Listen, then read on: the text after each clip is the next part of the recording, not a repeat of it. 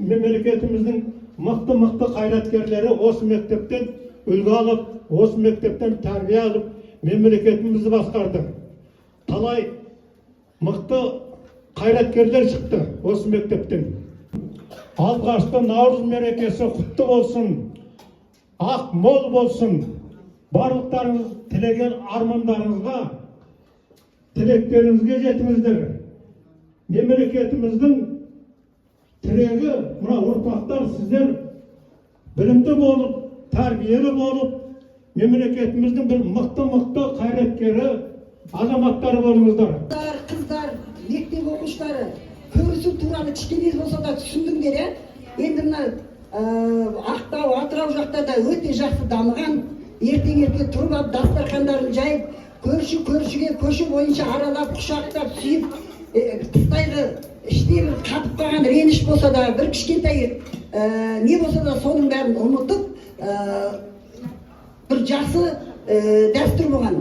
Енді сол дәстүрді біз көрсеттік, сіздер ары-қаратай жалғастырады деп сенеміз. Міне оқушылар, бүгін 14 наурыз халқымыздың бірлігін, татулығын білдіретін ұлы күн көрісу күні. Көрісу күні халқымыздың тамыры тереңнен тартқан дәстүрлердің бірі. Бұл күн бір-бірімізге ізгі тілек айтып, амандық сұрасып, сыйластықты арттыратын ерекше мереке. Мерекелеріңіз құтты болсын.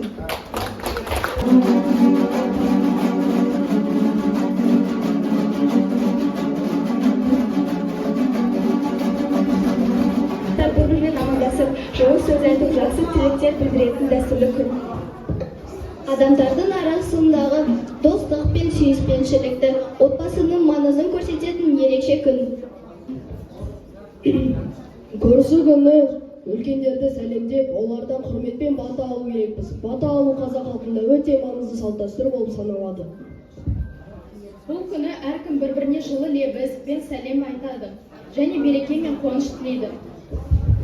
Адамдар денсаулық, бақыт, ұзақ ғұмыр сияқты жақсы тілектер айтып бір-бірін қуантады. Көрісу күні бұл қазақ халқының бай мәдениетін, әдет-ғұрыптарын ұрпақтан ұрпаққа жеткізудің маңызды бір бөлігі.